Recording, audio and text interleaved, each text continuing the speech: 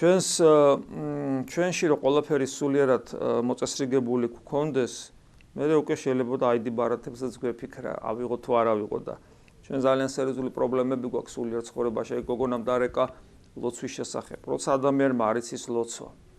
ეხლა ეს რაც ითქვა ლოცვის შესახებ ამის წინ, ეს არის ანბანი, რითაც უნდა დავიწყოთ ჩვენ ქრისტიანული ცხოვრება. და ადამიანები 10, 15, 20 წელი ცხოვრობენ ისე ეკლესიურად, რომ აი პრინციპი ლოცვის, რაზეც ეხლა საუბრობდით, ეს პრინციპი საერთოდ დაწყებული არ არის.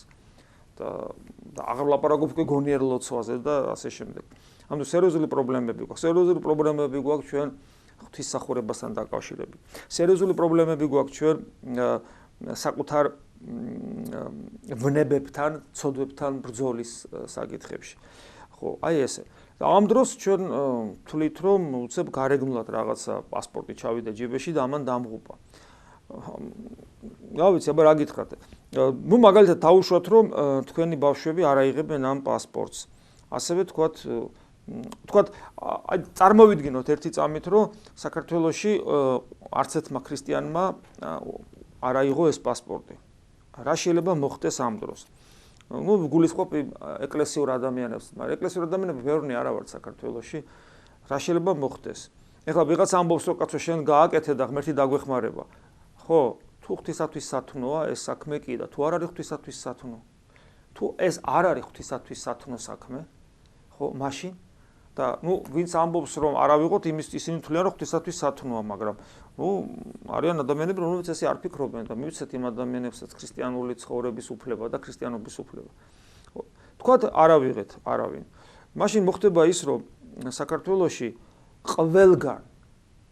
ყველგან სადაც კი ოფიციალური სამსახური არსებობს, ყველგან იქნებიან უღმერთოები და ჩვენი სამშობლო დაიქცევა ალბათ რამდენიმე თვეში. დღეს მეტნაკლებად იქ მთავრობაში, ხელისუფლების უმაღლეს შტოებში, განათლების სისტემაში, სკოლებში, პოლიციაში, ჯარში მეტნაკლებად ქრისტიანები არსებობენ და აი ეს ლიბერალიზმის ის ან ფსევდოლიბერალიზმი, რაც გინდათ აგრესიული ლიბერალი, რომ ნეობოლშევიზმი უფროა, რომელსაც ძულს ყველაფერი ეროვნული და ქრისტიანული და გარყვნილებას ქადაგებს, ისე გადაგქელავდა, ერთ თვეში გადაგქელავდა სულ ყველას. რომ არა, აი თელ რიგ საკანონო ადგილებში მყოფი მართლმადიდებელი ქრისტიანები, რომლებიც ეკლესიასთან არიან და აი ამ რაღაც ბინძურ ტალყას აკავებენ და წარმოგიდგენიათ, რომ უცებ არავინ არ იყოს და მარტო უღმერთოები დაჩნენ. ერთ თვეში დამთავრდებოდა საქართველო, როგორც ოდესღაც ქრისტიანული ქვეყანა. ხო, აი ესეა და ნუ ესე ვფიქრობ, რომ ეს რაც შეეხება ცუდ მხარეს, ეხლა ტექნიკური ცივილიზაცია, ტექნიკური გლობალიზაცია, რომელიც ტექნიკური ცივილიზაციის ნაყოფია, ტექნიკური გლობალიზაცია თავისთავად ნეიტრალური ფენომენი იქნებოდა, რომ არა ანტიქრისტეს სული. მაგრამ რადგან ანტიქრისტეს სული არსებობს, ანუ ბევრი ანტიქრისტები არიან, რომელიც საბოლოო ჯამში შობს იმ ერთ მთავარ ანტიქრისტეს, ხო, ეს რა თქმა უნდა გლობალური ცივილიზაცია ხდება საშიში. ტელეფონით საშიშია. ახლა ჩვენ ხო საუბრობთ, თქვა, ახლა პირდაპირ ეთერში საუბრობთ, მაგრამ ამ ტელეფონის საშუალებით შესაძლებელია ამ ყველაფრის მოსმენა. ჩემი ადგილსამყოფელი და ასე შემდეგ. ყველგან უკვე ელექტრონული ფულია, ხო? ბანკები და ასე შემდეგ. ადამიანები, რომლებიც უარყოფენ ID ბარათს, ფულით ხო სარგებლობენ. და ეს ფული ხო იგივე დიდი სოციალური კავშირებისა და აი ამ გლობალური ქსელური სისტემების ნაწილია. იმიტომ რომ ფული, დღევანდელი ფული თითქმის ელექტრონულია.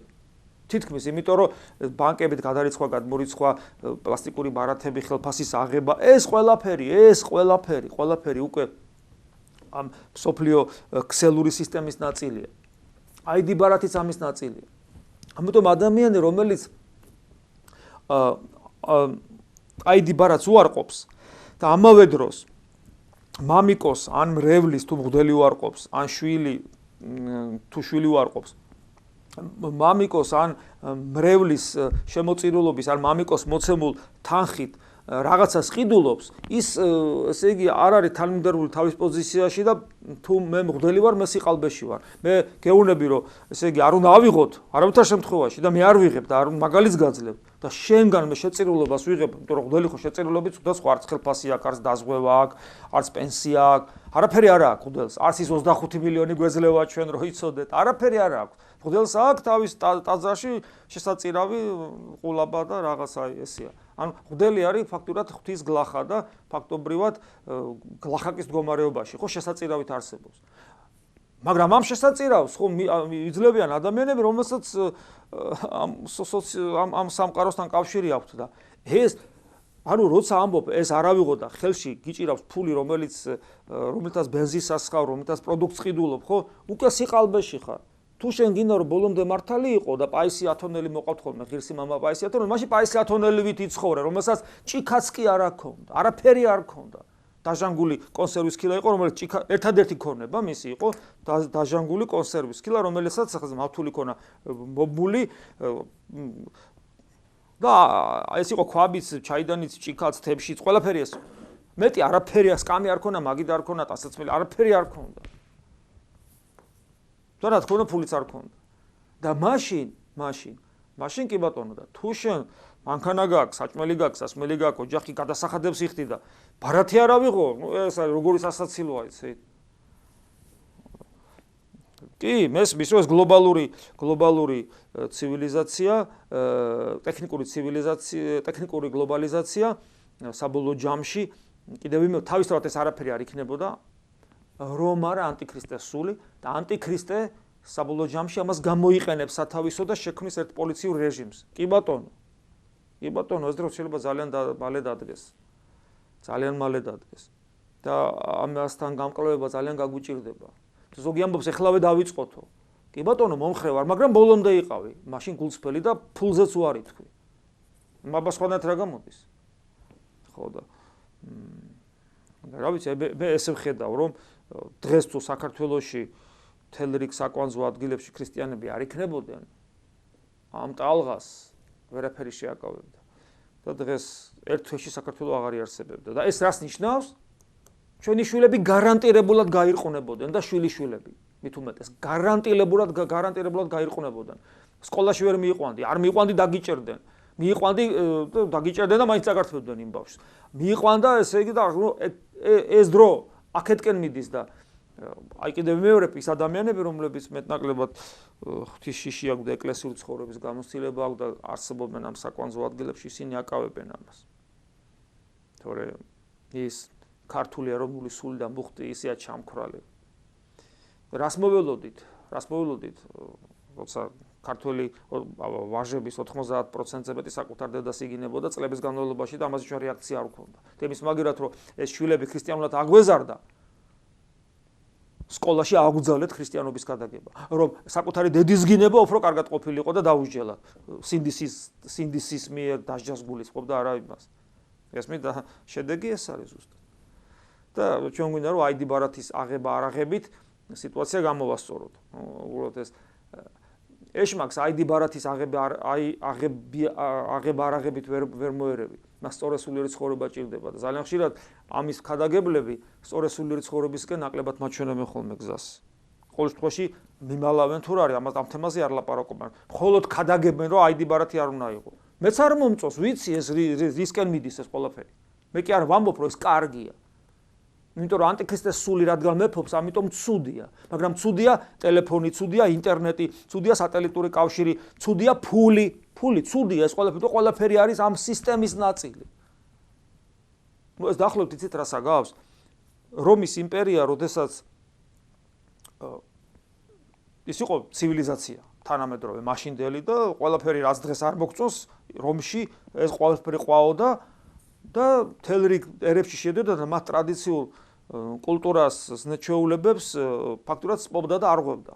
მაგრამ არა ძალადობით, არამედ აი იმ ლიბერალიზაციით, როგორც დღეს ხდება და ამისათვის იყენებდა მაშინდელი ინტერნეტს და მაშინდელი ინტერნეტი რომის იმპერიაში და მაშინდელი გლობალური კავშირების ქსელი იყო გზები, რომაული გზები.